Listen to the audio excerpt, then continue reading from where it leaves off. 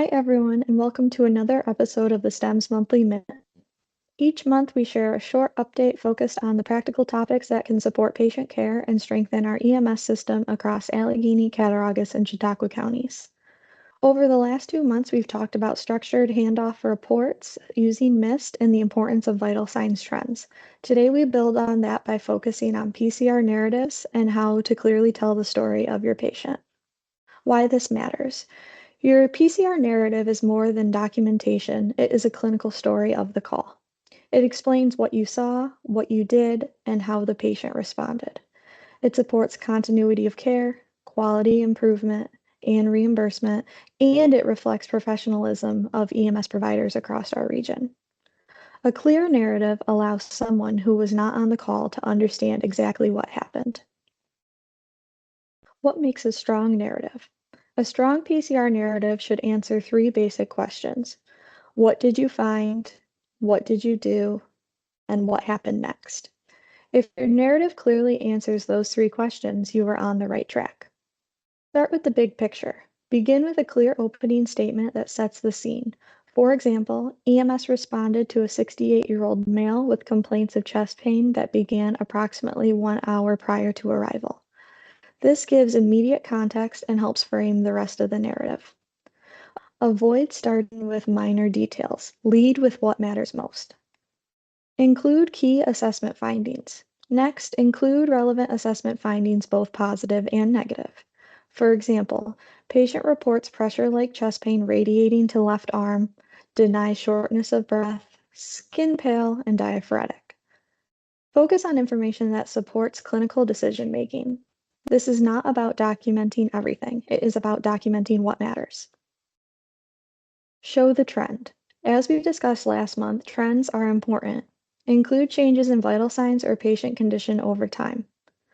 For example, initial blood pressure 138/86 decreased to 110/70 during transport. Heart rate increased from 88 to 104. This helps tell the story of what is happening with the patient, not just what was happening at one moment. In addition to telling the clinical story, it is also important to make sure that key times are documented accurately in your PCR. This includes times such as dispatch and response, patient contact, interventions, departure from the scene, and arrival and handoff at the emergency department. These times do more than complete the chart. They are used to track system performance, including response times, transport times, and emergency department wait times. Accurate time documentation helps hospitals and system partners better understand patient flow, identify delays, and improve overall care. Even small gaps or inconsistencies in times can impact how that data is interpreted. Taking a moment to ensure your times are complete and accurate supports not only your documentation, but the performance of the entire system. Document interventions and response. Clearly state what you did and how the patient responded. For example, IV established, 324 milligrams aspirin administered. Patient reports mild improvement in chest pain following treatment. This connects your actions to patient outcomes. A quick example. Here is what a clear, concise narrative might sound like. EMS responded to a 68-year-old male with sudden onset chest pain while at home. Pain began approximately 30 minutes prior to arrival. Patient describes pain as pressure radiating to the left arm, skin pale and diaphoretic. Initial vital signs, blood pressure 132/84, heart rate 90, SpO2 94% on room air. IV established, 324 milligrams of aspirin administered, oxygen applied at 2 liters via nasal cannula. During transport, blood pressure decreased to 108/70 and heart rate increased to 110. Patient reports no significant change in pain. Patient transported to ED without incident. That narrative tells a complete and clear story. Common pitfalls.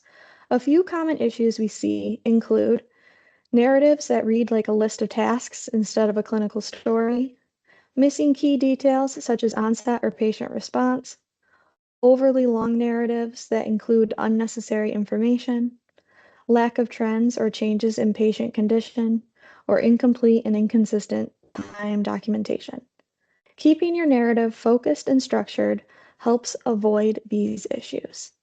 Your PCR narrative is one of the most important parts of the call. It supports patient care, protects you as a provider, and contributes to overall quality of our EMS system. Clear, concise narratives and accurate time documentation help ensure that both the clinical story and the system performance are captured correctly. Thank you for everything you do each day to serve our communities. If there are topics you would like to see us cover in future STEM's Monthly Minutes, please reach out. We're always here to help you.